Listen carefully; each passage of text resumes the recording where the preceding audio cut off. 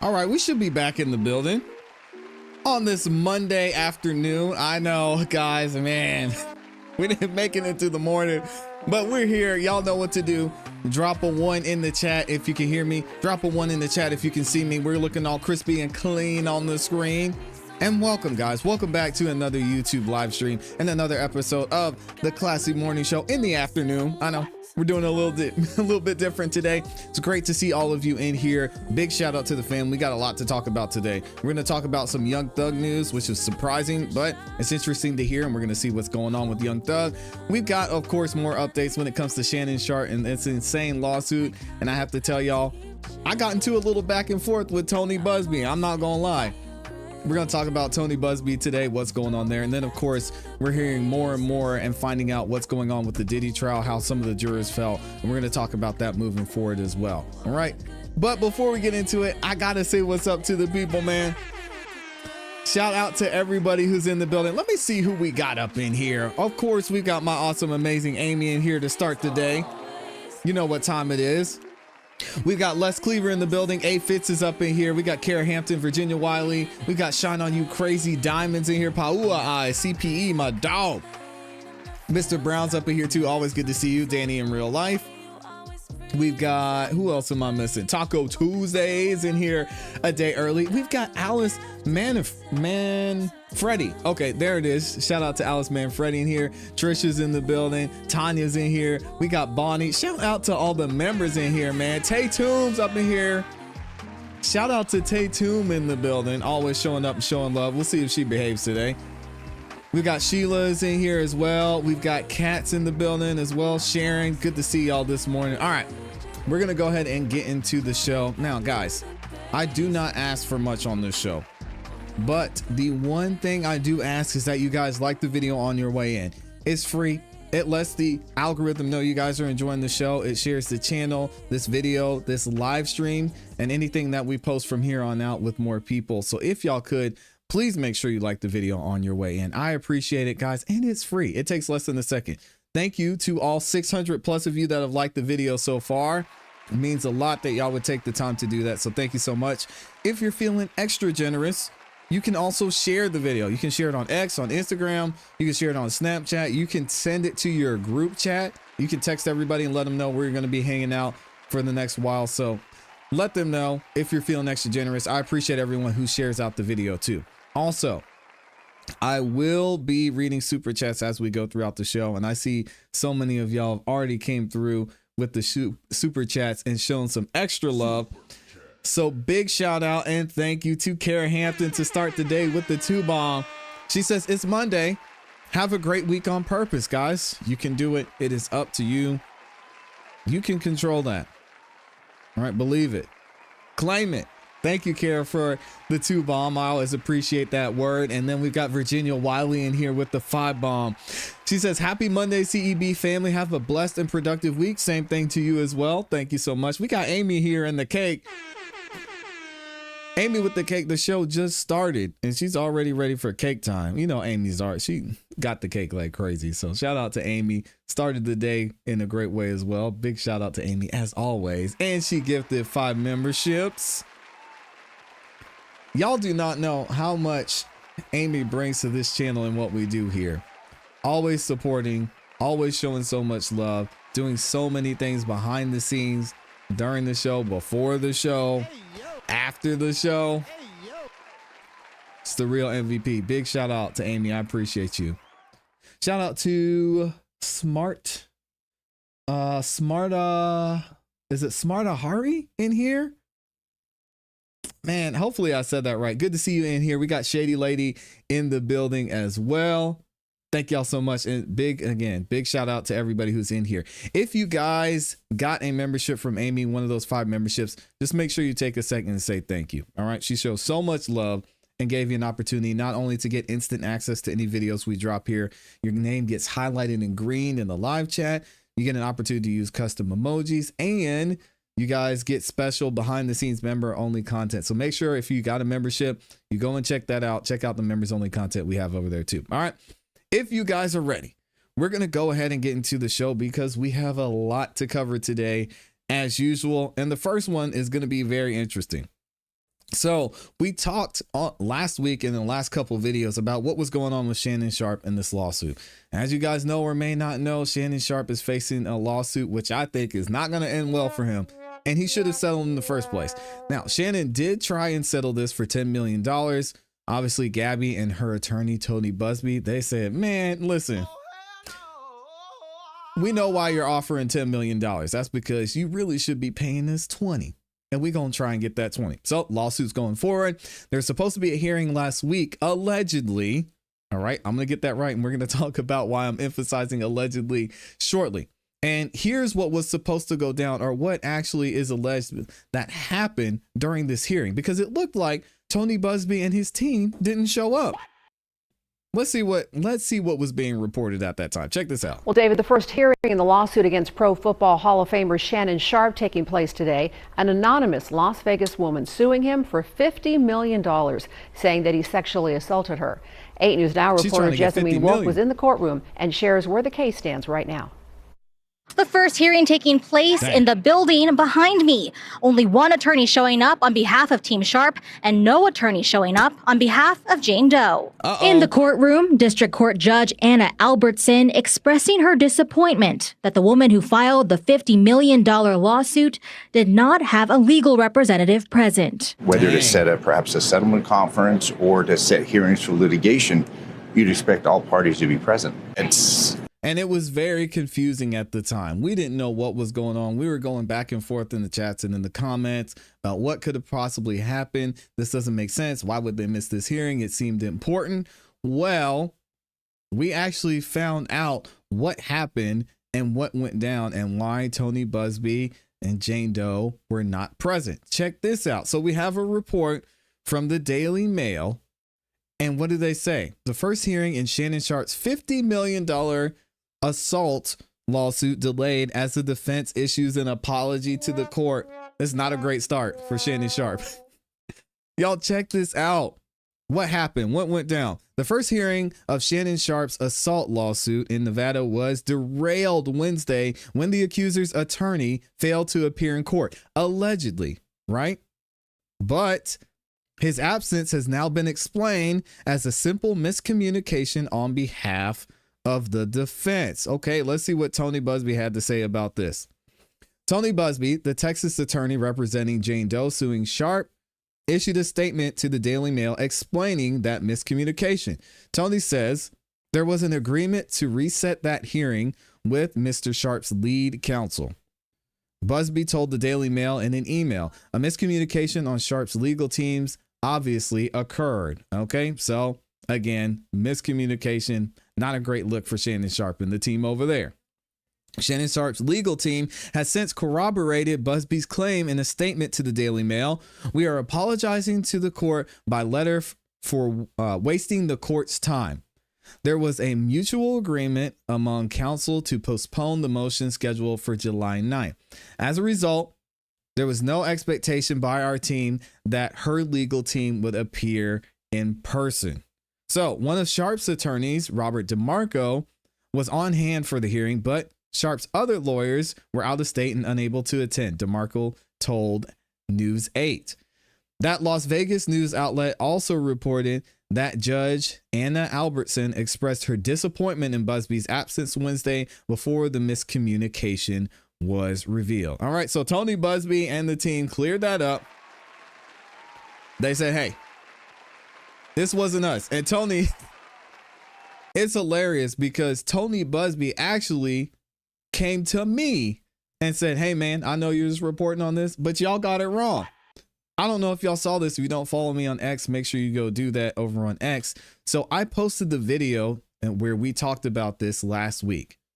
And in the video, I posed it as a question, and it says Tony Busby bails on a critical Shannon Sharpe hearing. And I put a question mark. And even in the thumbnail, you can see that it says, did Tony no show? Right? So Tony Busby, he did not like that at all. He was he was not happy. Y'all check this out. Look what Tony had to say about this. And he posted the article. He replied to my tweet and he said, you seem like a nice guy, my man. He said, your facts are wrong. It was Shannon Sharpe's team that screwed up and apologized in court. And again, I appreciate Tony Busby for sending this report. But also, as I said to Tony Busby in this response, I did not report this as fact. You guys can go back and look at the video. You can watch it. And many of you were here live when I said it's looking like that this is what's happened and it's alleged. And a lot of times I don't even like reporting on this stuff because we don't know for sure. But when you see a large news outlet report something like this, you could think, oh, okay, well, maybe there's something there to it. But even so, I did my due diligence and I said, hey, just because this is what's being reported, a lot of it doesn't make sense and a lot of it we don't know. So I responded to Tony Busby with the clip from the video because it was obvious to me that Tony didn't watch the video or he just wanted to pop off and comment on what I said. I said, hey, Tony, thanks for the update. And I am a pretty nice guy. I said, just to be clear, I did not report this as fact, which I did not. If you look at the thumbnail and even the title, I pose this as a question. This being, did Tony no show or did he not? And I said, and also, if you watch the first 2 minutes of the video, you will see that I use the terms it looks like and allegedly. I'm very careful about the wording I use and practice integrity in reporting before publishing something as fact. And you guys can even hear it here. I'm not going to play the entire video because I know most of you have probably seen it, but this is what I had to say at the beginning of the video where I reported that Tony Busby may have missed the court hearing. This situation, Shannon Sharpe has this lawsuit he's supposed to fight. There was a hearing set up for Shannon Sharpe a couple of days ago, and it looks like Tony Busby, who's representing Jane Doe, didn't show up. What? Not only did Tony Busby not show up, but apparently his client didn't show up either. Let's go ahead and check it out and see what's going on here. This situation, Shannon. All right, so then Tony Busby, being an amazing lawyer he is, of course, he avoided my response. And this is what he had to say. He said, here's the statement from Sharpe's team. They had to release a statement by Shannon Sharpe's legal team. And that's where we just read. He said, we are apologizing to the court by letter for wasting the court's time. There was a mutual agreement among counsel to postpone the motion scheduled for July 9th. As a result, there was no expectation by our team that her legal team would appear in person. All right. So it looks like Tony had it together on this one. And I've said that from the beginning. Not only did they have it together, but Shannon Sharpe, they got, man, wasting the court's time is never a good look when it comes to these cases. Also, I appreciate some of y'all having my back. And shout out to Actually Ryder said, you said apparently, and let's check it out to see what's going on. And then, of course, all of y'all had to go pop off on Tony Busby, which is understandable, especially considering the way that Jay-Z case was handled. But we're not going to get into that today. All right. So again, y'all let me know what you think about this in the comments and in the chat. Is there something there when it comes to Shannon Sharpe's side of the team? I know I talked about this at length and I was very disappointed with the way that Shannon Sharpe handled this whole preemptive attack, it seemed like, leading up to the trial, where he issued the apology. I didn't like the apology at all. We had his lawyer who did an interview and talked about it and said, yeah, I wanted him to do that just to kind of get out ahead of things and let people know what was going on. And so they could hear things from his side. And then Shannon Sharpe admits to what's in the video. Shannon Sharpe admits to the relationship. Shannon Sharpe admits to so many things that were going on and alleged in this lawsuit. I don't know why we're moving forward. The $10 million clearly wasn't enough. He should have came to the table with more, in my opinion. Let me know what y'all think in the comments and in the chat. Shout out to the gang in here. We got over 800 of y'all in the building. 600 of you have liked. You guys are saying you're having issues. Paul I says, you're getting too big, ClassE. They are watching you. They always watch. I mean, you guys know Joe Tacopina found us because of the coverage that we did during the ASAP Rocky trial. Tony Busby, obviously, I put his name in the title and he was going to comment on it. So it's funny. Y'all are saying something is going on with backed out, closed YouTube altogether and came back and is still doing it. Oh, are y'all having an issue with the video? Oh no. Busby has time to troll. Yeah, and I actually think Tony Busby started his own YouTube channel as well. Okay, let me check and see what's going on. Y'all should be able to see me. Hold on a second. Okay. You said my mouth is moving now. Video's working for me. Yeah, it went out and back twice. Oh, that's no good. Okay, now it's good again. Cynthia said exactly, but they all on T says, you know what? Y'all all liars right now. Shannon team effed up, right? Yeah. Y'all are saying I look like a robot. Okay, let me try something else and see if I could fix it. Got low here. ClassE, it looks like you're out of RAM since Brian B. No, I'm good on RAM, man. We should be okay. Hold on, let me try and do this and I'll see if this helps. Y'all give me 1 second. We're having some technical difficulties. It says it's not receiving enough video. Shannon needs to have a crisis PR rep and communicate with attorneys and control what Shannon says. Well, that's the thing. His attorney did an interview and we covered this back when everything first came out. His attorney did an interview and said, yeah, I wanted Shannon Sharpe to do this. I was like, man, I don't know. Bonnie says we're all good. Seems good now. I love the channel and your reporting. Thank you so much, Linda. I appreciate that. You are a ventriloquist. Your video was just lagging. It's okay now. Okay. I don't know how I found this channel, but however I found it, I love it. I appreciate you, Tia. Touch the like button, says my guy Mark. Appreciate you. Darn solar flares. Y'all think it's the solar flares that are acting up?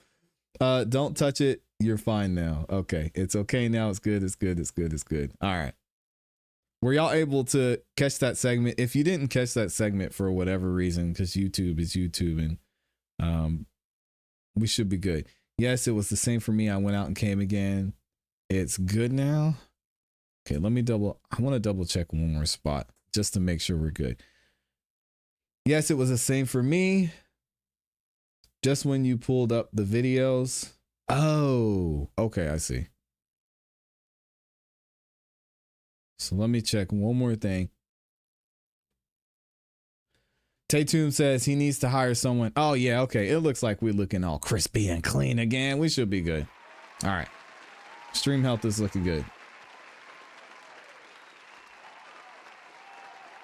Tatum says he needs to hire someone to keep his women in line. Wait, never mind. That sounds like something else. What? He needs a madam. Is that what you're saying? You're welcome. You're good. You're good. Every person complaining just has to refresh. I did it and it's perfect. Okay. Shout out to y'all. All right. I think we're good. Again, thank you to everybody who's in here. Appreciate all 800 of you that are in the building. Sorry for the delay. Sorry for the issues, guys. You know, sometimes it just be like that. Hank's liars for hires and bites are free. Shout out to Hank in the building. Hey, yo. They just got here. All good for me. Okay, so we'll keep it moving. And shout out to Tony Busby for calling me out on that one. Although I didn't mess it up. I didn't report anything as fact. All right. We just be over here talking, Tony. Okay. Hey, let me know what y'all think. Should we have Tony over here on the show? What would y'all think about that? I would have to be a really nice guy and kind of just not focus on the whole Jay-Z situation. Cause man, I usually don't call people names. I know I called Tony some names during that whole Jay-Z Southern District of New York situation. So I don't know if he saw that yet or not. Should we have Tony Busby on the show? No one is complaining. We are letting the best host know. Yeah, thank y'all. I appreciate it. I get Shannon coming out and saying the short video doesn't represent the whole 10-minute video. I get it, but messaging has been horrid. Yes, absolutely. Mark said, nah, we good. Tatum said, get Tony. Oh man, I don't know if I want y'all to see that side of me. Y'all want me to bring Tony up here and have smoke for Tony Busby? It's going to be like that. Dang. I don't know if he'll want to talk about if he'll want to talk about that. No, he has too much drama and too many issues. New to the chat, love the vibe. Thank you for being here, Oz. I appreciate it. All right, let's go ahead and get into Young Thug because we got some great news for our guy Young Thug, man. Shout out to Young Thug. This is amazing. With one of the best attorneys in the world. On my Mount Rushmore of best attorneys, Brian Steele and Young Thug are back at it again, trying to talk to Judge Whitaker to see if we can figure out what's going on with this probation. You guys know how I feel about probation here, and many of you agree and feel the same way. Probation is a trap. Probation is so scary. You're being watched, you're being monitored. One misstep or even a perceived misstep could not only land you back in jail, but you could be looking at a longer sentence because of that. So Brian Steele's doing his thing. Young Thug, they're talking about trying to get this sentence modified, specifically on the probation. We're actually going to look at exactly what Brian Steele is talking about because we saw Brian Steele basically filed this motion to modify his sentence. I'm going to read it real quick because it's short, posted by Thugger Daily last week, and we went over that. And the question was, well, what actually are they asking for? Now we have another motion from Brian Steele we're going to read shortly that tells us exactly what Young Thug and Brian Steele are asking for. So now, in this motion, what did Brian Steele and Young Thug say? Comes now, Jeffrey Williams, by and through undersigned counsel, and hereby files this motion to modify the sentence in the above referenced case. In support of this motion, Mr. Williams shows as follows. On or about October 31st of last year, Young Thug was sentenced by this honorable court. Pursuant to OCGA 1710-1F, a motion to modify the sentence is timely filed within 1 year of the date in which the sentence is imposed or within 120 days after the receipt by the sentencing court of the remitter upon affirmance of the conviction on direct appeal. All right. And then he said, you can see Gray versus State. We're not going to get into that. Mr. Williams respectfully requests this honorable court to modify his sentence. And wherefore, Mr. Williams, Young Thug, respectfully requests a hearing on this motion, and at the conclusion of the same, ask the honorable court to grant the above requested relief and modify Mr. Williams' sentence. All right, so we're going to get into this motion and see exactly what Young Thug is asking for. All right, so we have the supplement to motion to modify Young Thug's sentence. Comes now, Jeffrey Williams, Young Thug, by and through undersigned counsel, and hereby files this supplemental motion to modify the sentence in the above referenced case. In support of this supplemental sentence, in support of this supplement, Mr. Williams shows as follows. Obviously, October 31st of last year, Mr. Williams was sentenced by this honorable court. On or about November 8th of last year, this honorable court entered an amended final disposition, to wit, he's going to serve 5 years in prison commuted to time served, followed by 15 years on probation. That's a lot of probation. Oh my goodness. Followed by 20 backloaded years in prison, and upon the successful completion of the full 15 years on probation, the backloaded portion of the sentence will be commuted to time served. Okay, it seemed pretty fair at the time, but if you think about it, that's a lot of time to do on probation. Pursuant to OCGA 1710-1F, we just talked about, it's filed timely within 1 year or 120 days, as we just talked about. No need to go back through that. All right. Also, he says, for now, Mr. Williams respectfully asks this honorable court to consider modifying his sentence to, okay, here we go. Upon successful completion of the full 15 years of probation or less, the backloaded portion of the sentence will be commuted to time served. So basically, he's going to do those 15 years, or he can do less than that. Maybe if there's a time limit that he hasn't had any issues, he hasn't gotten into any trouble, then we can go ahead and just end this thing. And what else? Mr. Williams shall remain in reporting status for the first 7.5 years of his probation, unless shortened by this honorable court. They'll see the amended sentencing sheet dated November 8, 2024. Wherefore, Mr. Williams respectfully requests this honorable court to grant the above requested relief and modify Mr. Williams' sentence. This is an amazing open door. And I love how Brian Steele is phrasing this, because he's saying he can do 7.5 years of his probation unless it's shortened by Judge Whitaker. Now, if she sees that Young Thug's doing what he's supposed to do, maybe after a couple of years, maybe after 3.5 years, Judge Whitaker says, all right, you know what? We're good. I've seen everything you need to see. Young Thug, you've done what you're supposed to do. You've been reporting. You've been staying out of trouble. You've been around the right people. And we can go ahead and just be done with this probation, which would be absolutely amazing. Y'all know, and maybe you have seen Young Thug. He's out on tour again. He's making music. He's doing a lot of things, celebrating his family, spending time with his family, and just having this hanging over his head. This probation has got to be tough. I mean, you're on the road, you run into the wrong people, or somebody instigates the situation. That could be it. That could be the end. And he could end up back in prison again. And you guys know, even if he were innocent, even if he didn't do anything wrong and he ended up back in prison for whatever reason, it's not going to be great. It's not going to be great with his PO. It's not going to be great with Judge Whitaker. Even if he was doing something in self-defense, it's still going to be tough. So they're asking for the completion of upon the successful completion of 15 years of probation or less, which is great. And they're going to come back to Judge Whitaker on this, and they're going to continue to ask her, hey, Judge Whitaker, what do you think about this? Would you like to shorten this?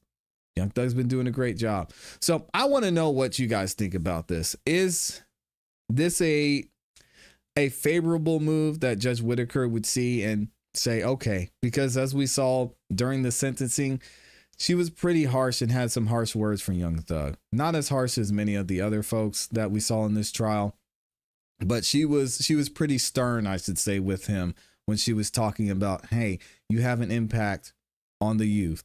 You're going to host a concert or do some type of charity work to make sure that you're having a positive impact on your community. You're not going to be allowed in Atlanta. I don't want you anywhere near Atlanta unless you're going to a graduation. Maybe you can travel through Atlanta, but I don't want you stopping and staying here at any point. Right? It seemed like she really did show that she understood the BS case that the prosecution, that the DA's office brought forward, and Young Thug was just really at the wrong place at the wrong time, surrounded by the wrong people.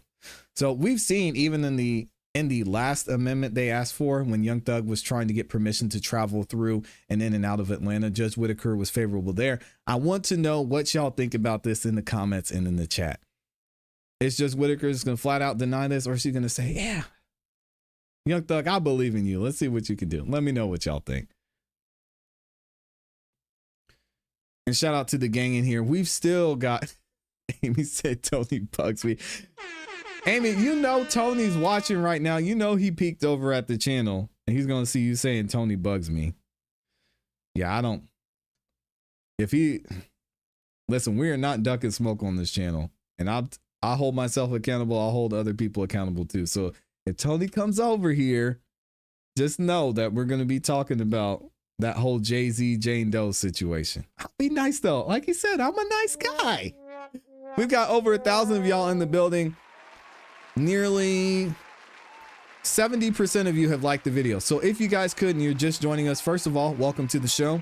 Secondly, likes are free, guys, and they help the channel out immensely. So if you guys could take a second, like the video, I appreciate it. Shares the video out with more people, and it's free. All right? I know you guys could do it.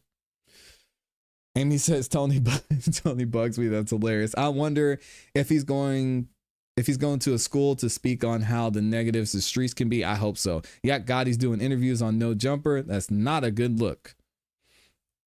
Listen, this man was found innocent on all the charges. He can do whatever he wants to. Now, if he's out here talking about street stuff, okay, maybe fine. But no, Gotti should have never been in there in the first place.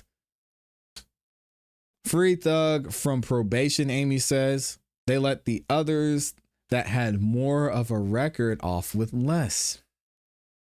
Yeah, man, I really wish he would have stuck it out, because especially seeing how Yak Gotti, the jury said no way. There's no way they would have found Young Thug guilty of anything. And we've heard the jurors say that too. If you have Busby on, please make him feel comfortable.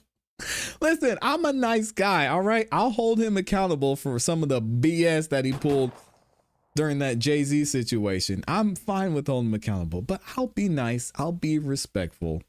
And we can have the conversation, all right? I'm a nice guy. He probably would have been voted not guilty if he didn't take the deal, so the judge should take that into account. I think she should. Will she? I don't know.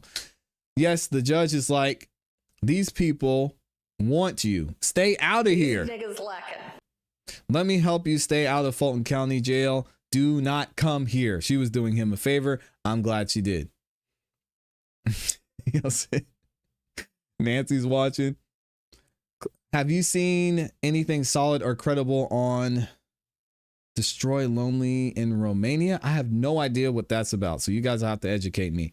You can't have Bugs on. He bugs Amy. Yeah, I know. That's true. I think it sounds fair. Talking about Judge Whitaker. She allowed him to continue to work. She advised that he travels with bonded security.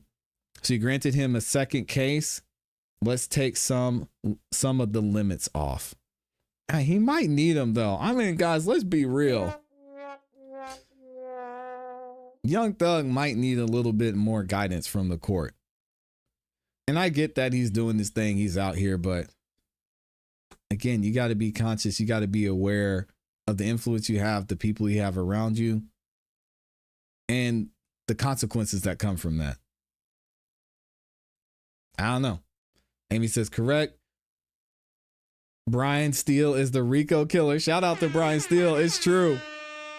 It's true. Me too. Still love Judge Whitaker. Yeah, absolutely. I would like to ask Tony Busby about Hove's Jane Doe. I promise I'm going to be good. Y'all would definitely be able to ask questions. I don't know. Let me ask you guys another question. Do you think Tony would come to the show? I don't think Tony, he doesn't seem like he's afraid of the smoke. I do find it funny. Maybe that was the first thing he saw, but that was the one thing he decided to respond to out of all the smoke I've had for Tony Busby on this channel. I wish he would respond to some of the other things. I'll even ask Amy to screen my questions. Oh, Lord. Oh, man. Yeah, Nancy, shout out to Nancy Grace. I don't know if I could handle a segment with Nancy Grace. I'm going to be honest. I would have to mute my mic and I'd have my head in my hands the whole time. I don't know how Harvey does it. Amy says he bugs me, but he can come on the show and give his thoughts. Of course. I like to hear both sides. If it makes $1, it makes sense. Tony knows all about that. Because what made him do that to Jay-Z? I have so many questions about that Jay-Z Jane Doe situation. And yeah, I don't even know if he wants to talk about it because there's still issues going on there.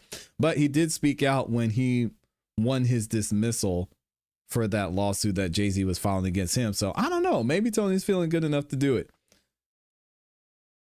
Let's see. I'll help you handle Nancy. Man, I don't think Nancy is like the final boss. I mean, you saw Joe. She was up there going back and forth with my guy, Joe Tacopina. So I don't know if I want to get into all that. Anyway, let's go ahead. I know this is what you guys wanted to see. All of you that were here for the Ken Reed trial coverage, we're going to talk about Alan Jackson. He's going on the offensive now. It's going to be fun. But first, I got to shout out Kitty Cat in the building. Been a member for 3 months. Wow. She says, hey, give me These niggas lacking. for my 3-month B-Day, only YouTube membership I pay for. Thank you, Kitty Cat. I appreciate you being here. I'm going to give you another one. These niggas lacking. They be out here lacking, man. I can't say it, but Judge Whitaker can say it. All right. She's got special privileges. Shout out to Kitty Cat for being here and supporting for 3 months. I appreciate all the members. Let me give y'all a round of applause. Thank you to all the members who be in here supporting every single month, every single day. Appreciate y'all holding it down. Yeah, Nancy. Oh man.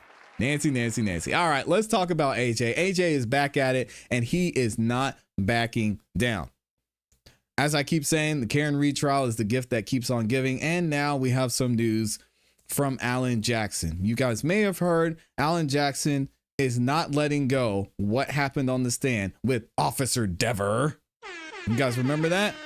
I should have went back and played a clip of it, but Officer Dever's testimony was absolutely horrible. And now Alan Jackson is writing a letter to the commissioner to say, hey, listen, I know you love Officer Dever. I know you guys had your meeting that you've since denied and said you didn't even know what was going on with the Karen Reed trial.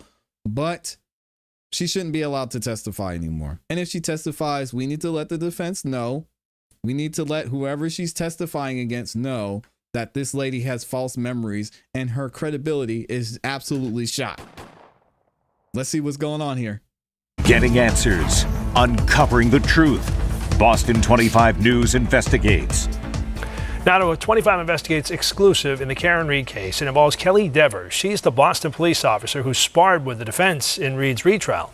Investigative reporter Ted Daniel has obtained a scathing letter one of Reed's lawyers sent about Dever. The letter was written by attorney Alan Jackson. It's addressed to Boston Police Commissioner Michael Cox. Jackson demands that Kelly Dever be added to Boston's Brady list. The Brady list tracks law enforcement officers who have credibility issues or a history of misconduct. Did you observe something in the Sallyport garage on January 29th, 2022 that you found unusual? I know I did not. No. So the answer is no. Correct. That testimony in June has prompted Alan Jackson to demand that Officer Kelly Dever be permanently labeled as untruthful. In a letter to Boston Police Commissioner Michael Cox obtained by 25 Investigates, Jackson writes, either Officer Dever lied about having a false memory or she actually suffers from a condition that subjects her to false memories. Dever was previously a Canton police officer, and working the day John O'Keefe was killed. She testified that she was mistaken when she told FBI agents that she saw ATF agent Brian Higgins and then Canton Police Chief Ken Berkowitz near Karen Reed's Lexus for a, quote, wildly long time. It was a distorted memory. Therefore, I can't state it because at this point it would be a lie. She articulated her observations in considerable detail, including specifics about the monitor she was viewing at the dispatch desk. Jackson writes, adding, her credibility and reliability as a law enforcement officer are irreparably compromised. I agree. No, it was just me and the commissioner. Jackson's letter does not address a conversation Dever testified she had with Boston Police Commissioner Cox about her involvement in the Karen Reed case. Dever said Cox told her to simply tell the truth. When asked about that conversation Thursday, Commissioner Cox responded, I have no idea what they're talking about with Karen Reed. It had nothing to do with Karen Reed. Boston police did not immediately... This is crazy, guys. The commissioner said, I'm going to play the full video and we'll get to the letter here in a second. The commissioner said, I don't know what they're talking about. Even though this chick just got on the stand and said, he just told me to tell the truth. He didn't say do the right thing. She's crazy. Respond to our request for comment. Our attempts to reach Officer Dever were also unsuccessful. For 25 Investigates, I'm Ted Daniel. And Ted, shout out to Ted. Let's go ahead and listen to what the commissioner had to say and listen to this BS guy. This is insane. Your name came up during the recent Karen Reed trial. You got a visit from Officer Kelly Dever. He's laughing. The defense implied that you influenced her testimony. Do you want to respond to that? I have nothing to do with Karen Reed. Matter of fact, I didn't even know this person was associated with the Karen Reed case. What? So if what he's saying is true, then Kelly Dever lied again. Guys, I think she's done. If the commissioner's saying, I don't even know what's talking, I never talked to her about that, then she lied on the stand multiple times. Jesus. You know, I have an organization full of over 3,000 people, and we support all our folks. And the reality is that, Jeez. I get information passed on, whether people are high or low, and I encourage everyone, right? And if you're going to work here and you belong here, then we're going to encourage you. I have no idea what they're talking about with Karen Reed. It had nothing to do with Karen Reed. No discussion about Did you tell Officer Dever to do the right thing? I didn't know she was even associated with that case. So, you know, I don't know. I was struck, like, what do I have to do with the Karen Reed race? I never have said those words together. She's getting thrown under the bus. You know, it's much to do about nothing. We have employees here that we have to develop and encourage and do things, and I do that for tons of our employees. Do you feel that you were inappropriately drawn into this as some sort of boogeyman? That case is over, and you know, we've got a lot of other stuff to talk about. I have nothing to do with Karen Reed. I was in the state of Michigan. Thank you. He said, I didn't even talk to her about it. Well, let's see what AJ had to say in his letter, because AJ wasn't letting things go that easily. Check this out. We've got a letter to the commissioner, right? And I guess he's going to go at the commissioner later because somebody's lying here. AJ is trying to push the issue and say, listen, commissioner, either you throw this chick under the bus or you got to tell the truth. Which one's it going to be? We'll have to wait and see. Dear Commissioner Cox, pursuant to the obligations established under the Brady versus Maryland and Giglio versus United States, this letter serves formal notice that a member of your department, Officer Kelly Dever, must be included in the Brady database. Again, the Brady database basically puts you on the list, and the list says that this person is incredible. Here's where they lied. Here's what they said when they lied. Make sure you look out for her. The grounds for her mandatory inclusion in the database are outlined below. As you are no doubt aware, well, it seems like he's unaware, Officer Dever was a witness called by the defense in the matter of the Commonwealth versus Karen Reed, a high-profile murder case that was tried for the second time in Norfolk Superior Court in April of this year. The case received extensive national and international media coverage, and if you're saying you don't know about it, then you a liar too. Officer Dever's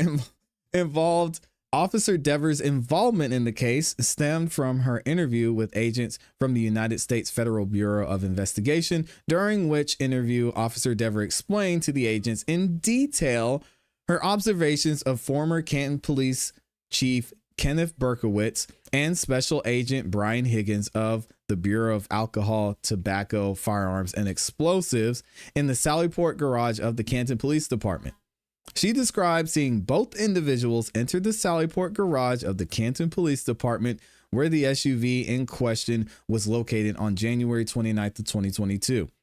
Officer Dever described in indelible detail that she witnessed Chief Berkowitz and Mr. Higgins go into the Sallyport and stay there for a, quote, wildly long time, and that she thought it was weird that a witness on the case, Higgins, would have access to a seminal piece of evidence, the SUV in the investigation. During her lengthy interview with federal agents, she articulated her observations in considerable detail, including specifics about the monitors she was viewing at the dispatch desk. She described at length her observations of the two men entering the Sallyport with the SUV. Officer Dever claimed no issues with her memory, and she was clear with the agents that she made her observations in the afternoon or early evening of January 29, 2022, at the end of her shift after the SUV had been secured in the Sallyport. Subsequent thereto, the federal authorities provided a report of their interview with Officer Dever, both to the prosecution and to the defense in the Reed matter. And this is when it all went bad. In or about April of this year, the defense issued a subpoena for Officer Dever to testify in the murder trial. And on June 2nd, 2025, she was subsequently called and sworn to testify before the jury. During her testimony under oath, Officer Dever changed her statement. She lied to somebody. She lied to the Commonwealth or she lied to the FBI. I don't know which is worse. claiming not that she did not make the statements to the federal agents, but that her observations of Chief Berkowitz and Mr. Higgins were a false memory. Stop the cap. She maintained under oath and throughout her testimony that the events she described to federal agents never happened. She said they couldn't have happened, that the memory she was recounting was false, and that the events she described did not actually occur. How they do that? It is clear, therefore, that one of two things is true. Either Officer Dever lied about having a false memory, which is most likely the case, or she actually suffers from a condition that subjects her to false memories. In either case, her credibility and reliability as a law enforcement officer are irreparably compromised, and that is an understatement. If she lied under oath, Officer Dever is guilty of perjury. If she truly suffers from false memories, she is unfit to serve as a police officer. God dang! Oh, AJ wants her gone. I knew this witness bothered him. I didn't think it bothered him this much. Guys, in case you don't know, AJ's main place of where he lives, where he mainly practices, is California. And for him to go this far and write this letter and go after Officer Dever, I mean, this must have bothered him to no end. You heard how he called her Officer Dever. You saw the back and forth. And we even said here as we were watching the trial that that was probably one of the most hostile witnesses that we saw. I mean, he's trying to ruin this chick's career, and maybe rightfully so. You lie on the stand as a police officer. I think that should be the case. If she truly suffers from false memories, she is unfit to serve as a police officer. Her reports, statements, and testimony can no longer be presumed accurate, and any case, current or prior, involving Officer Dever must be reviewed accordingly. These circumstances bear directly on Officer Dever's credibility and represent impeachment evidence pursuant to Brady and Giglio. Given these facts, it is clear that it is incumbent upon your department to immediately include Officer Dever in the Brady database, and all information surrounding her claimed false memories must be disclosed to the defense in every single case in which she was a witness or potential witness. Wow. As you are aware, both the prosecution and law enforcement share a constitutional obligation pursuant to the Due Process Clause of the 14th Amendment to affirmatively disclose exculpatory and impeachment information to the defense in every case. So this is going to follow her around if you continue to keep her on the police force. You're not going to be able to have her testify, and it's going to ruin your case. Do you want to risk that? Do you want to have her stay on the Boston Police Department? Up to you. The Supreme Court has mandated that when the reliability of a given witness may well be determined of guilt or innocence, non-disclosure of evidence affecting credibility falls within the Brady rule. He goes on to say, failure to disclose Officer Dever's intentionally false testimony and or her false memory condition I know he was laughing when he typed that, would be a constitutional violation, subjecting both the prosecution and the BPD to severe sanctions, the least of which is the dismissal of every case she touches. If it is determined that your department was on notice, which this letter formally provides, and that the department does nothing to include Officer Dever in the Brady list and thereafter provide to the defense the exculpatory and impeachment materials in its possession, the sanctions can and will be far more extreme. He said, you can run, but you cannot hide. Please confirm your receipt and understanding of this correspondence, along with confirmation that Officer Dever has been included in the Brady database. Very truly yours, Alan Jackson of Worksman, Jackson and Quinn LLP. Dang. This is just the beginning, guys. This is just the beginning because, you know, AJ is going to follow up on this. As he said, make sure you let me know you got this. We got it. Obviously, the commissioner got it as well. We saw, and it was reported that it appears that Officer Dever is taking some type of leave of absence. Could they be connected? Possibly. Are they connected? Most likely. I'm sure she was made aware that this was going to happen. It was written several days ago. And it's not looking great for Officer Dever. Wish she would have just told the truth. It made things easier. Her testimony really didn't have a positive impact when it comes to the prosecution calling her. And it might be the end of her career in general. And if she's on this Brady list, that's one of the worst things that could happen, because you don't want her involved in anything else, because she might have to testify.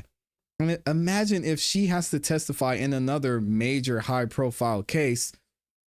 I mean, there goes a big part of your case.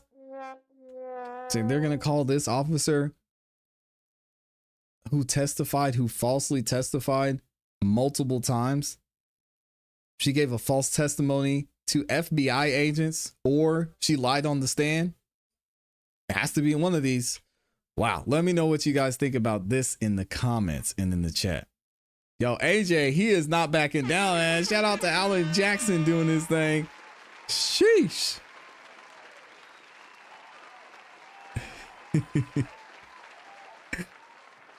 Ever consider getting in touch with TB? He does a lot of guest appearances. TB knows that he's welcome to come on this channel anytime. So if he ever wants to come over and has some stuff he wants to talk about, I will happily support him. I support him in the past, and especially with the fight that he's going through. So yeah, he can head on over anytime. We'll be happy to have him over here. That very truly at the end. Yeah, that's my politically correct version of go F yourself in emails. This is what happens when you lie. Ask Burgess. He works for the post office nowadays. Y'all think Shannon Burgess is working for the post office? What happened to him? She doesn't need to be in law enforcement under any title. Lies to the Fed, it's a felony. Well, according to Officer Dever, which I don't know if we can believe any of her testimony or what she says. According to her, the feds told her, or a lawyer over at the FBI told her, oh yeah, if you got a false memory, it's fine. Don't worry about it. It's not a big deal. Stop the cap. Right.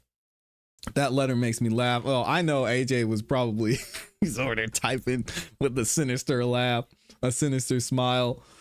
Oh man. Amy says, Kelly Dever, you're young and you have your whole life ahead of you. Do the right thing and let the truth set you free. Shout out to Amy. And she could just join the OnlyFans up there.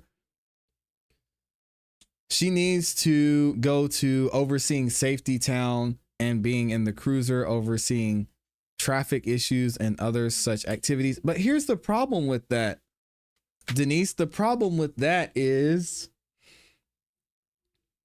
what if she has to testify? I mean, that's going to taint the case. If she has to testify, like say something happened and someone was speeding through the intersection and they say, hey, Officer Dever, you were there. You were at the crosswalk, right?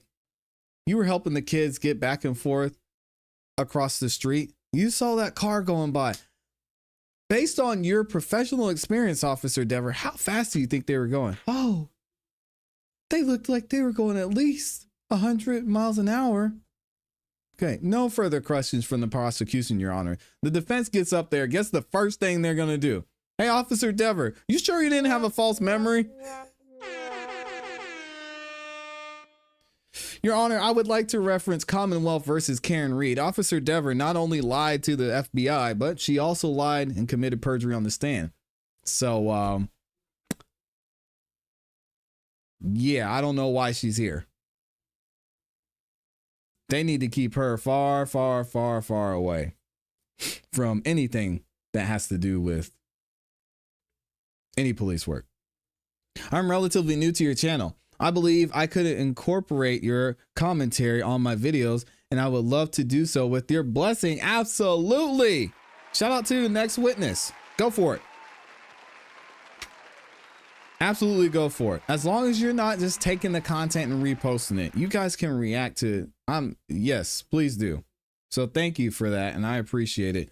The next witness. Let me know and send me the video when you drop it too. I'll make sure I go over there and support. She can't even do details if something happens. Nope. They can't have her there. She's gonna say she saw a spaceship. He must have been going at least about 1,500 miles per hour. Stop the cap. Brennan, Tully, Mello, Morrissey, Buchanan, Proctor, Higgins, Judge Bev, etc. They need a double bus. One bus doesn't fit all of them. Sheesh. And all of those people, and a lot of those people you mentioned are already facing repercussions. And don't forget, DeChico. DeChico's up out of there too. Insane. No, she just sits in the cruiser after the fact. Safety Town in my area is cardboard box vehicles driven by 3 to 5 year olds, kids being taught the rules of the road. That is insane. It's too bad for Dever. Yes, she was in a hard spot. What? Sure, if she told the truth, she might have lost her job at the BPD, but she could have worked somewhere else. Now she cannot work anywhere.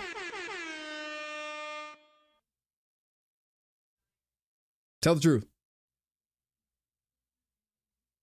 Tell the truth.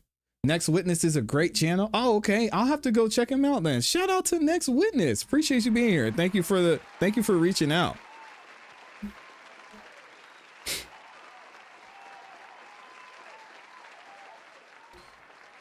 All right, let me see. Yeah, I'll have to go check that out. Shout out to the Next Witness. Why ain't she in jail for perjury? Well, because she would have to be charged by her bosses with perjury. Thank you. See you next one. You got it. Yeah, shout out to the Next Witness. Like I said, hey, as long as you're just not reposting content and you want to react to the content we post here on the channel, I appreciate it. What about Trooper Paul, DeChico, Guarino, background? Yeah, y'all know all of them. I wonder if she's getting paid while on leave. Yes, I think she's on family leave or vacation leave or whatever. Again, that's alleged. I don't know that for sure. Shout out to all 1,700 of you that are in the building. Guys, this is a channel where I beg for likes. You know why? 2 reasons. 1, it helps the channel continue to grow immensely, and it takes less than a second. The second thing is it's free, guys. It's free to like the video. I know you guys are gonna have a good time here. We got some great interactions in the chat. So while you're here, just take a second, like the video. There's nearly 1,800 of you in the building, and I would greatly appreciate it. All right. I think she is on FMLA, not paid. Just hold your job. Wow. Great team over here on this channel. Shout out to Amy doing big things, reminding y'all to like the video. Aka's chicken gun. YouTuber reaction videos, they are fun. Yeah, absolutely. I wonder if she's getting paid while on leave. Is Dever not claiming she is suffering from stress and mental health now? I know, she's out here struggling. It's tough. People are giving her crap because she lied on the stand and to the FBI. Imagine that. But I agree. That's a great point. She was in a hard spot. And she was probably nervous. And if the commissioner calls you to their office, and I think she's pretty young, I mean, you can imagine what that would be like. And now she's about to get thrown under the bus. Y'all heard what the commissioner said. He's like, who's Kelly Dever? Who's Karen Reed? What are we doing, Karen Reed? I don't know, guys. I'm not the DA's office. Go talk to them. We're out here trying to save people every day. So I got 3,000 people that work underneath me. I don't know Kelly Dever. Sorry. From the top down, everybody getting reprimanded. Yeah, and it's just I feel like we're just starting. Now we want to talk about Bev. I could see the bias in some instances, but if we're going to point to anyone throughout this trial, I think Bev, she did a pretty decent job managing this case. I don't think it was absolutely egregious. I don't think it was on Glanville level. And maybe that's just because she's a little bit more pleasant than Judge Glanville was during the YSL trial. But I don't see anything absolutely just that disgusted me during this trial about Bev. But again, y'all, I know a lot of y'all watched the first trial and you said it was way different. So maybe that's why. Morrissey won't charge anyone unless it's Turtle Boy. That's probably a fact. Thankfully, Turtle Boy, he's gonna be all right. Is Deborah not claiming she's suffering from stress? Yep. Please, let's everyone like. That's probably how this fabulous channel got on my radar. Oh, appreciate that, Bonnie. Let's share. Yeah, y'all like the video. It's free. He's having issues with the false memory also. Maybe there's just something in the water out there. It's all the alcohol that they consume in Boston. Cash Money Cash is in here. Speaking of great content, he said, Kelly, who? What? Who's Kelly Dever? Did she come to I don't know. I see people in my office all the time, guys. We got 3,000 people in here. And you're asking me about the biggest, the most high profile cases that we've seen in Boston in I don't know how many years. Why would I know about that? I was in Michigan. I love how he just threw that in there. I was in Michigan. Where's that video? This is just laughable. I gotta replay this video. And shout out to Cash Money Cash, man. Speaking of great content, if y'all want to go check her out, it was Cash Money Cash makes some amazing, hilarious content. Oh man. She was not in a hard spot. She didn't care if she ruined another person's life and helped to try and send her to prison. She chose her actions. Listen to this guy. During the recent Karen Reed trial, you got a visit from Officer Kelly. Look at him. He's like, Karen Reed? What? Who is that? What is a Karen Reed? Your name came up during the recent Karen Reed trial. You got a visit from Officer Kelly Dever. The defense implied that you influenced her testimony. Do you want to respond to that? I have nothing to do with.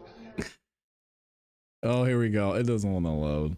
I don't know why this is giving me so many issues today. I have nothing to do with Karen Reed. Matter of fact, I didn't even know this person was associated with the Karen Reed case. You know, I have an organization full of over 3,000 people. 3,000 people, all guys. Our folks. And the reality is that, I get information passed on, whether people are high or low, and I encourage everyone, right? And if you're going to work here and you belong here, then we're going to encourage you. I have no idea what they're talking about with Karen Reed. It had nothing. He said, if you work here and you belong here, we're going to encourage you. What does that mean? To do with Karen Reed. No discussion about Did you tell Officer Dever to do the right thing? I didn't know she was even associated with that case. So, I don't know. I was struck like, what do I have to do with the Karen Reed race? I never have said those words.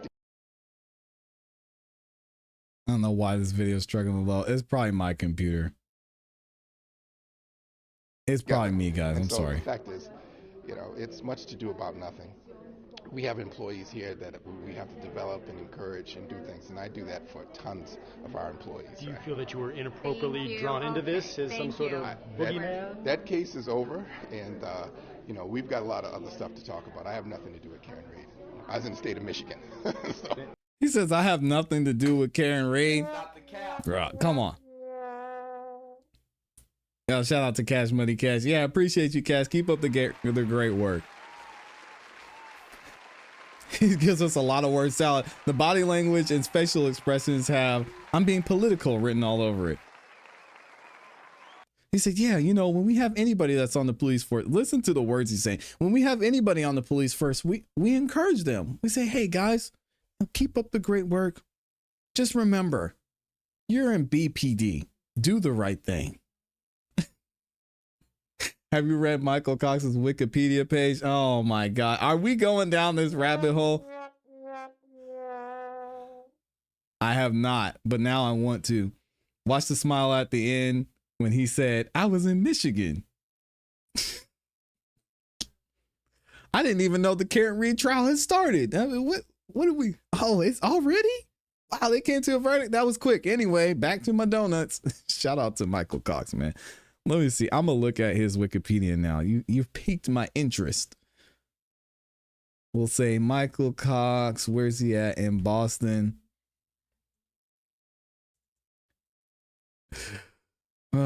If you're going to work here and belong here, sounds like the blue line to me. Belong here is just so interesting of a word of choice. Yeah, I agree. Deborah looks like she. Oh my goodness. Hey, I'm not gonna say that out loud. Everybody getting false memories at BPD.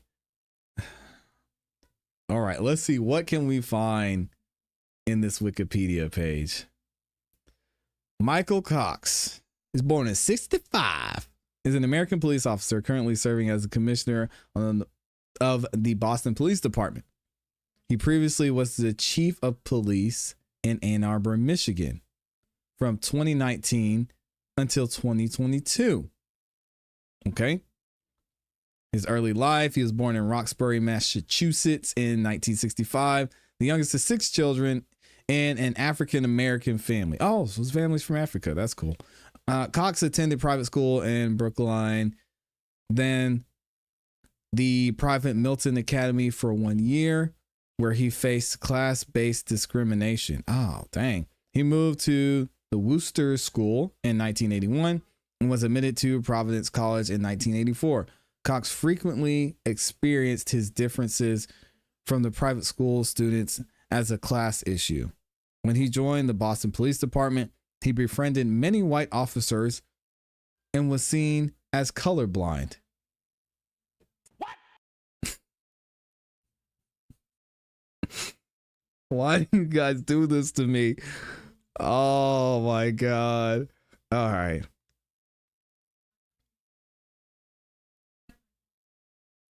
Early in his career and friendly fire incident. What are we doing, God? All right. In the early 1990s, when Cox joined the Boston Police Department, crime was high in minority neighborhoods, and among BPD officers, loyalty overruled training, resulting in widespread brutality and a code of silence, the blue wall of silence, as they call it. BPD officers frequently use stop and frisk tactics on black men and women and beat black men with impunity. Lying under oath was common.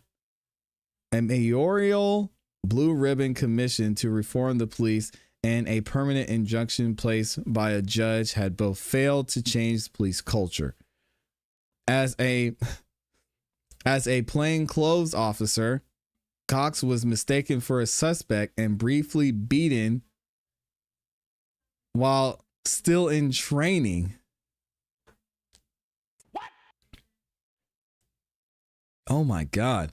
And once purposefully hit by a police vehicle and pinned to the wall, he recovered quickly both times, so he did not file complaints.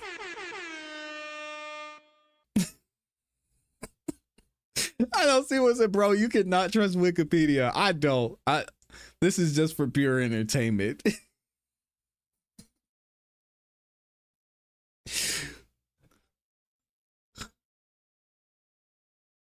Cass says, he said, I can't even see the blue line.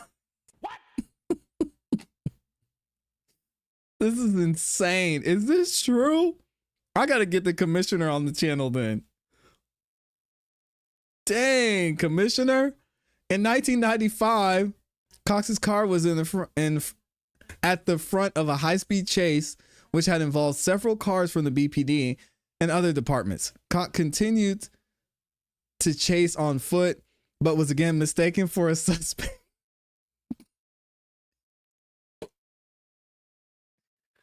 I can't.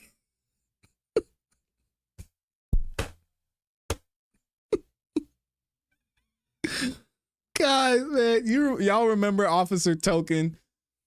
And I used to joke about her being the only female officer, female black officer in Boston.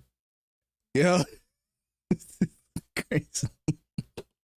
I guess Commissioner Cox was the only black dude in the police department, or the only black dude in Boston, because they saw him. They're like, there he is.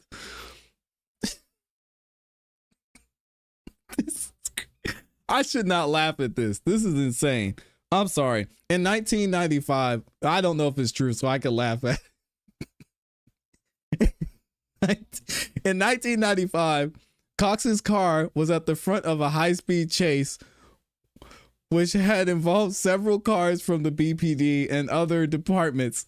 Cox continued the chase on foot, but was again mistaken for a suspect, and this time badly beaten by 4 officers and hospitalized, suffering a serious brain injury. Go take a hint, Commissioner. This was not your lane. After the officers realized his identity, they quickly abandoned him to bleed on the sidewalk, and he learned only from newspaper reports that they had failed to report the incident. Cox began receiving harassing phone calls from other officers even before he had decided whether to file a complaint. A lawsuit ultimately led to BPD settling with Cox for $900,000 in damages, as well as $400,000 in attorney fees. Jesus. No officer admitted to the beating. Following the battle in court, 3 of the officers were eventually fired, but one, Dave Williams, successfully sued for unjust termination and was returned to service in 2006. This cannot be real. Williams was again fired for brutality in 2009 and again reinstated. As of 2023, Williams is assigned to domestic violence cases. Cox's story was the subject of the book The Fence, written by author and former reporter Dick Lur. Okay, where are these names coming from? Of the Boston Globe. Guys, this is insane. It's a book, apparently. If y'all want to go check it out, shout out to Richard Lur, because I'm not using those names again.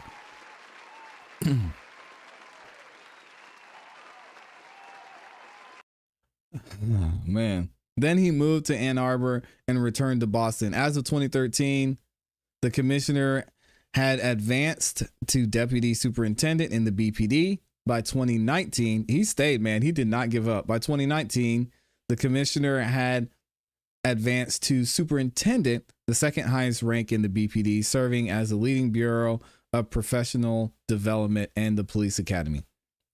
In September 2019, the commissioner was sworn as the chief of police for Ann Arbor, Michigan.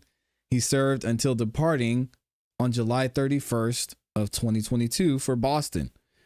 In July of 2022, he was announced as the incoming commissioner of the Boston Police Department by the mayor of Boston, Michelle Wu. Ugh, I don't even want to talk about Michelle. He was officially sworn in on August 15th of 2022. So he was saying he was still in Michigan when the Karen Reed thing went down, but it acts like he didn't even know what happened. His personal life, don't care. These notes are insane.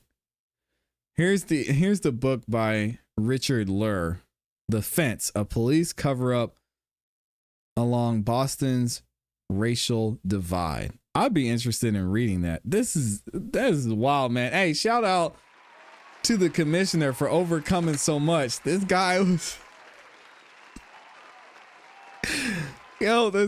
if this is true, this is insane. He was at the front of a police chase. He got out of his car and started running, and they thought he was the guy they were trying to catch. Boy, man, it's tough out here. If you don't file charges and complain, we'll promote you. Sounds like it. Maybe the brain injury led to false memories. Oh, hey, all right, it's too soon. We need a receipt for this for sure. I only looked at it to see if he was truly in Michigan when Karen Reed's case happened. Yes. Just like John O'Curve. He couldn't look more guilty, in my opinion. You'll love Next Witness. Great compilations using content creators' reactions, and the editing is a chef kiss. I'll make sure I check it out. So Not just John O'Keefe, they leave to bleed out on the street. Ooh. Oh my. I've heard more than once it was no accident. According to brother counsel, he had some drama in Michigan too. He didn't elaborate. Yeah, he was only in there for 3 years, which is surprising. Dude should be retired. Just give it up, man. You were not meant to be. God. You were not meant to be on the Boston Police. OMG. So he's been through all this and tried to frame this woman. Well, it wasn't his fault. He said he didn't know about it. He was in Michigan. Then give us Greg Long. Oh my goodness. Dever might as well join the army though. A few years, get a certificate or something, cut her hair and try again. Man. Was he in uniform? Was he in uniform when he was? How did this? Okay, so his car was at the front of the high-speed chase. He continued to chase on foot, but was mistaken for a suspect, and this time he was beaten and hospitalized. He got $1.3 million for that. He got to keep $900,000 for himself. And then the rest, I don't know. This is the wildest story I've ever heard. I want to look at this book. What is this book about? Would y'all read this? Has this been made into a movie yet? Why doesn't the link work? Hold on. The link's not working for some reason. The lawn with the dead cop's body happened to work with you. Okay, here it is, the fence. I don't know where we can find it though. You can buy the ebook for, what is that, $10? And now he's a commissioner. Oh my goodness. This is the spinoff Karen Reed series 1 and 2. If that was Breaking Bad, this is like El Camino. Yeah, did you guys hear? I was going to talk about this at some point too. I think Karen Reed is finalizing her book deal, and her movie deal was already finalized. So I'm going to see if I could find it. But Karen Reed's out here getting it. AJ rocks. Oh my gosh. He had to have known. He had one cop dead on the lawn. Oh, man.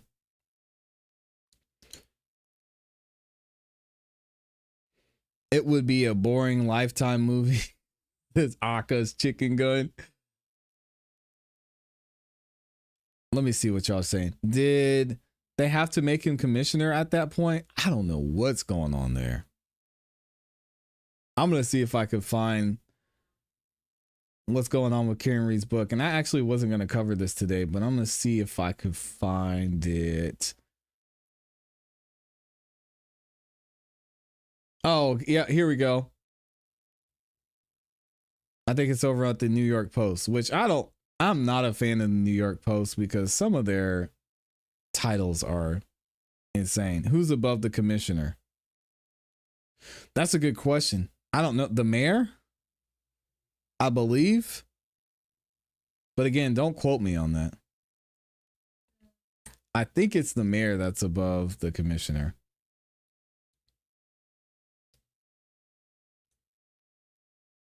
Here we go. Let me check this. Let me check this out from the New York Post. Because Karen Reed, she's got the book coming. She's got the movie coming. She's out here winning. Shout out to Karen Reed. Batman is above the commissioner. I wanted to say that so bad, but I didn't know if it was going to be relatable or not. I appreciate that, Aka's chicken gun. How in the hell he didn't know one of his officers died? He was in Michigan. What? Can't be fired for witness intimidation. Oh man. Oh man. Oh man. Oh man. Stay tuned says, did they have to make him commissioner at this point? That's true. Kitty Cat said, if they beat the commissioner, I would lie too if I was Devin. Oh, that's a great. That's a great point. I think the mayor is his boss. I believe it's the mayor as well. Let me see if I can pull this up. I apologize, y'all. My computer is not happy today. Here we go. Let me see. And shout out to the super chat from my guy, Will Wallace, in the building with the 20 bomb. Oh my goodness. He says, at this point, Boston would be better off with Rescue Randy as the commission.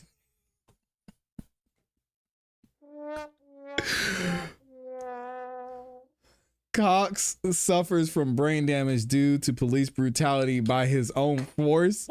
Justice for John O'Keefe, man. Hey, very well said, Will Wallace. What is going on here? Happy Monday to you, Mo Mac. What is going on here?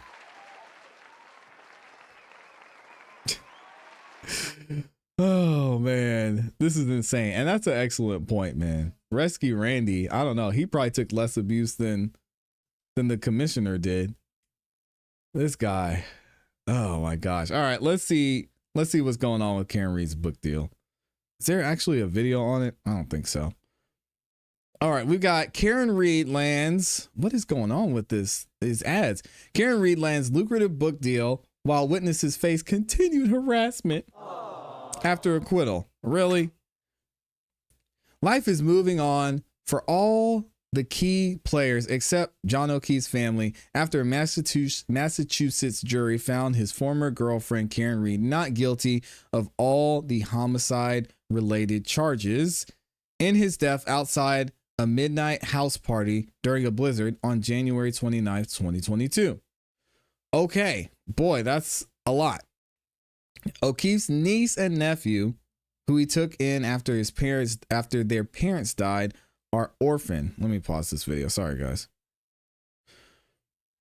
Are orphaned for a second time. I already don't like how this article's going. Amy says, Dever. Amy, I can't to read that out loud. Amy says Dever probably had the commissioner in more than one way because she did get a $60,000 plus pay raise. Oh my gosh. Says what the helly? Reed has a book deal and a TV series about her saga in the works, but she's also facing a wrongful death lawsuit, which requires a lesser standard of guilt to hold her liable. Her civil team filed a motion to dismiss earlier this week, An outside investigation by the FBI found no alternate suspects and dispelled allegations of corruption leveled at the local and state police. But prosecutors and investigators who led the case are facing a reckoning. The Albert family, former owners of the property where Reed and two other men found John O'Keefe dead under a sheet of snow, just celebrated a wedding. Oh, isn't that nice? Karen Reed has a book deal and a TV series about her saga in the works, following a Massachusetts jury finding her not guilty on all homicide charges in the death of John O'Keefe in 2022. Okay. Jennifer McCabe, a key witness in both Reed's trials and one of the women with Reed that morning, is the new bride's aunt. At the wedding, attendees pitched in to hire private security after Reed supporters alleged circulating. Oh man. After Reed's supporters allegedly circulated the venue online, local police made their presence known too. A marked SUV was parked at the foot of the church steps. Dang. Carrie Roberts, a friend of John O'Keefe's, was also present with the McCabe's and Reed when they found his body. She told Fox News Digital she's among the witnesses facing an ongoing harassment campaign along with the Alberts, the McCabe's, and the O'Keefe's immediate family. I don't know why they're making Jim McCabe a villain. Stop the cap. Really? She said in a phone interview, all she did was answer the same phone call I did. Karen called her. She didn't call Karen. It's so stupid and bizarre. All she did was Google house lawn to die in the cold. It's not a big deal. Why would people be upset with her? And yeah, she blamed it on Karen. What did she do wrong? The victim's mother, Peggy O'Keefe, is dealing with harassment of her own, including a woman seen dancing. Okay, well, that's not what happened there, so we're moving past that. Roberts said the Norfolk District Attorney's Office told her to stop contacting their witness advocate after the trial, even as strangers continued to throw things at her house, called her family murderers in the supermarket, and mock her children. That's a shame. We put our you-know-whats on the line for 3.5 years, 2 trials to help the state of Massachusetts, and you're not going to help us when we're being harassed, she said. It's not worth it to put my family through ever again. Well, there's a way you can fix that and not be protected at all. It's sick. It's absolutely sick. There's an ongoing witness intimidation case against Aidan Kearney, as we said, a Canton blogger who goes by the name Turtle Boy. But while Roberts is not one of his alleged victims, she says she faces rude comments and other harassment from random members of the community. Come on, man. After baseball games, kids on the team opposing her son might tell him, "Free Karen Reed," while lining up to shake hands, she said. She filed a complaint against her mailman who allegedly muttered a vulgarity into her doorbell Ring camera when she saw a Justice for John O'Keefe sign at her house. Now someone else delivers her letters. Dang. My message to people is don't ever be a witness. Really? That's your message? If this happens to you, you're not going to be protected at all. Reed's lead defense lawyer, Alan Jackson, returned to LA in time for the 4th of July holiday, where he was seen cruising in a Shelby Cobra replica powered by a 351 stroker he described as a fire-breathing dragon. What does this have to do with it? Who wrote this article? It's taking a while to come down, he told Fox News Digital, but I'm slowly getting back into my rhythm. He already has another deadly crash lined up. The defense of Fraser Boehm, which we talked about, a 22-year-old from Malibu facing 4 counts of murder in a high-speed wreck that killed 4 sorority girls from Pepperdine University in October 2023. Boehm is due back in court next month after Jackson asked for more time to prep a defense for his new client. I don't know who wrote this article, but this is garbage, man. This is really bad article. Anyway, so that's what's going on with Karen Reed. I wasn't going to bring this up just because the New York Post has been wilding, especially as you can see with the title of this article. But y'all can let me know what you think about this. That's crazy coming from law enforcement and their family members. Yep. Kel Bell is in here. Shout out to the Honorable Attorney Kel Bell. Says, hey, everyone. Notice how she said she testified to help the Commonwealth, not to find justice for John O'Keefe. Hey, and if someone asks you to come on the stand and tell the truth, don't do it, is what she said. Amy says, I feel like this article had ADHD. I don't know what was going on. This is garbage. Y'all wild today. Sharon, he's done 4 videos on the Alberts, some on Jen and Dever, also done Delphi, etc. Okay, y'all must be talking about somebody else.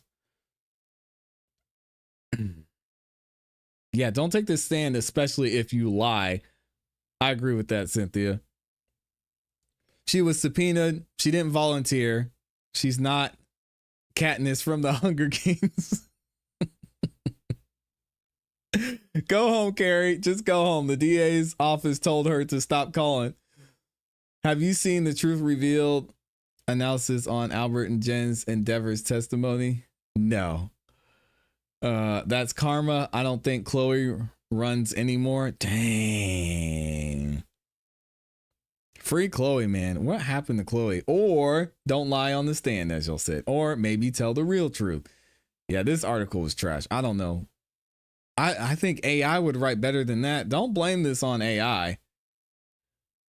I think AI would write a better article than that. I could probably put this into AI and say, hey, can you write this article better? Because it's garbage. Anyway, I've been holding y'all hostage too much. Thank y'all for being here with us well into the afternoon. As always, y'all know we will be back tomorrow for another episode of the morning show. I appreciate everybody who supported. Thank you all for liking the video. Major shout out, as always, to those of you who went the extra mile and sent in super chats as well. Big shout out to Will Wallace up in here. Shout out to Kitty Cat for being a member for 3 months. Kara Hampton, appreciate you. Sunshine H-Town became a new member as well. And then we have Virginia Wiley in there, as well as my awesome, amazing Amy. Appreciate y'all. Hope y'all have a great rest of your afternoon. And as always, you know what to do. Keep growing, keep pushing, keep it classy. We gone. Peace, guys. It's crazy.